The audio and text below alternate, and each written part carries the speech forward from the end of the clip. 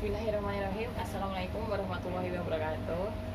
Semoga teman-teman selalu sehat semua ya, dan dalam lindungannya dan tetap semangat dalam beraktivitas. Nah, hari ini kita akan belajar terkait dengan ukuran pemusatan data.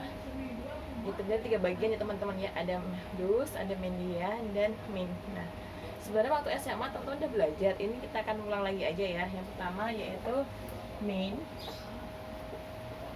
apa disebut biasa dengan rata-rata. Yang kedua, median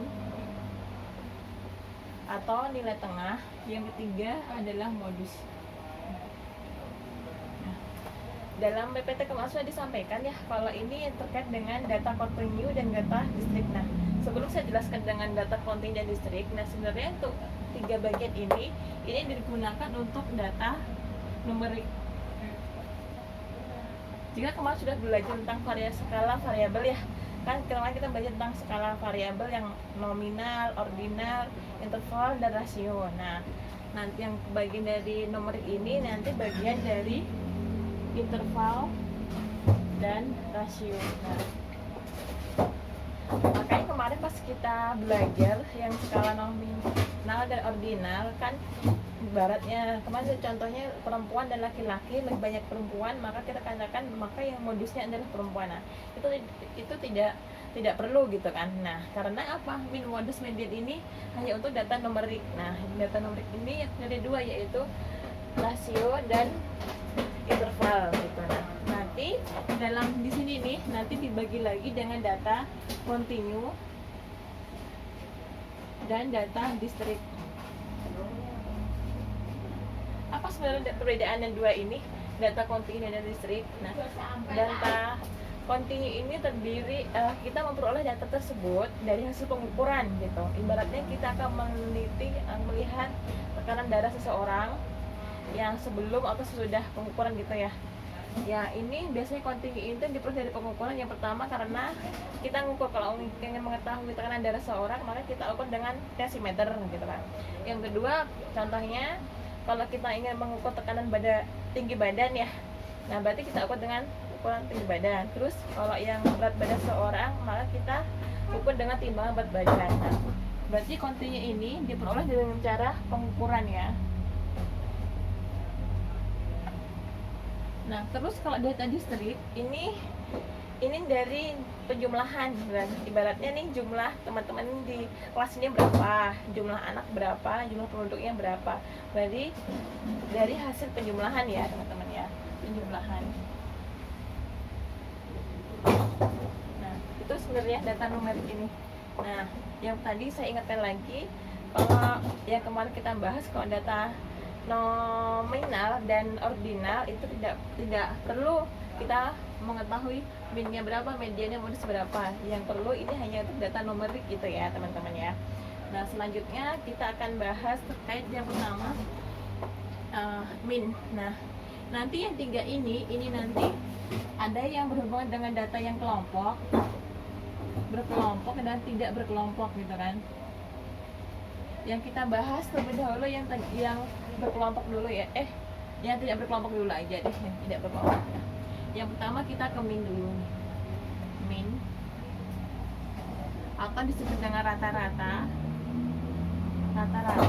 atau biasa dengan dilambangkan dengan X bar gitu. Nah, ini rumusnya bagaimana jika data tunggal, maksudnya tidak berkelompok gitu kan. Nah, ini jumlah seluruh data dibagi banyaknya data.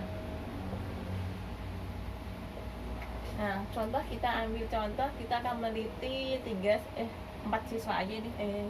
Ya, contohnya kita akan meneliti dari 4 siswa yang ada 4, nilainya dia 4, 5, 4, dan 6 gitu kan. Nah, maka ini mengukur X bar ini atau rata-rata ini, rumusnya kita masukin 4 ditambah 5 ditambah 4 ditambah 6 dibagi banyaknya itu ada 1, 2, 3, 4, ada 4, berarti 20, 10, 19 ya, 19 dibagi 4, nah ketemunya 4 sekian. Ini sebagai X barnya gitu. Lalu ini rata-ratanya. Nah, kemarin ada yang bertanya nilai ekstrim itu bagaimana gitu kan. Nilai ekstrim ini berlaku, maksudnya tidak, jika data yang kita peroleh dan itu ada nilai ekstrim, maka tidak disarankan untuk menggunakan min atau rata-rata. Nilai ekstrim itu biasanya disebut dengan data tidak normal atau datanya menceng. Ini ibarat contohnya kan ini masih normal nih, 45 masih normal. Nah nanti ada lagi nih, kita contoh lagi, ada contoh satu data ditambah 4 ditambah 5 ditambah 4 ditambah 6, muncul lagi satu orang yang baru, dia masuk datanya, taruhlah dia nilainya 20. Nah ini yang membuatkan data ekstrim atau menceng itu ini 20 gitu. Awalnya kita standar nih 4, 5, 6 kita terus 20 dia, jadi kan jomplang banget. Nah ini yang dikatakan datanya ekstrim atau distribusinya tidak normal atau tidak normal atau dia menceng gitu, menceng. Nah maka dari sini disarankan tidak menggunakan min, nah, takutnya tidak mewakili gitu kan, maka disarankan harus menggunakan apa, median. Karena kan median kan hanya mengurutkan, lihat nilai tengahnya kan, jadi itu tidak pengaruh dengan nilai ekstrimnya. Contoh kita hitungnya. Dia berarti 19 ditambah 20 dibagi 5. 20 berarti 39 dibagi 5. Ketemunya 7 ya, 7 sekian. Nah, ini 7, ini 4 sekian. Nanti kita ditanya nih, rata-ratanya gimana nih, kelompok A, ini kelompok A, ini kelompok B. Kalau rata-rata A sih dia taruhlah dia 4 gitu. Oh masih normal, dia masih sesuai dengan tracknya gitu kan, urut 4, 5, 4, 6 wajar. No. Terus yang B berapa rata-ratanya? 7. Oh beda juga ya. No. Padahal ini 7 ini di bawahnya 7 tuh masih banyak banget, hampir semuanya nih 1, 2, 3, 4 ini di bawah 7. Maka di sini dia tidak bisa mewakili gitu, makanya tidak disarankan untuk menggunakan min gitu teman-teman. Nah ini nilai, jadi min ini berpengaruh terhadap nilai ekstrim gitu. Datang nilai ekstrim ini dia jomplang banget nilainya sudah begini, maka tidak bisa mewakili, disarankan pakai median gitu. Nah nanti kalau emang di sini ada yang kurang jelas ditanyakan ya teman-teman ya. Selanjutnya kita ke median.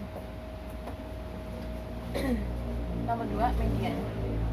Median ini untuk nilai tengah ya, atau nilai tengah. Taruh kita nilai tengahnya ini sebagai contohnya 4, 5, 4, 6. Jadi contoh kita 4, 5, 4, 6. Tapi untuk median ini kita harus urutkan dulu teman-teman ya. Yang kecil dulu 4 ya 2 kali 5, 6. Nah rumusnya di sini itu median itu n plus 1 dibagi 2. Jadi kan n dia 4, 1, 2, 3, 4 kan. 4 tambah 1 berarti 5 dibagi 2 berarti 2,5. Nah berarti posisi dia di antara 2, urutan kedua dan ketiga di sini. Nah terus menentukannya bagaimana gitu kan. Jadi ini ditambah ini 4 ditambah 5 dibagi 2, 4,5 ya, 4,5. Nah di sini ini mediannya untuk ini gitu kan. Terus kita coba lagi dengan ini ditambah 20 di sini, makanya ini yang contoh pertama. Nah ini contoh yang kedua, 4, 5, 6, 20. Nah terus kita menentukan min sama rumusnya kayak gini, 1, 2, 3, 4, 5 tambah 1, 6 tambah 2, 3, berarti urutan ke 3 di sini 5. Nah dia ini 4,5, ini 5, berarti kan dia tidak berpengaruh dengan nilai ekstrim gitu kan. 20 ini tidak mengaruh, dia hasilnya hampir sama.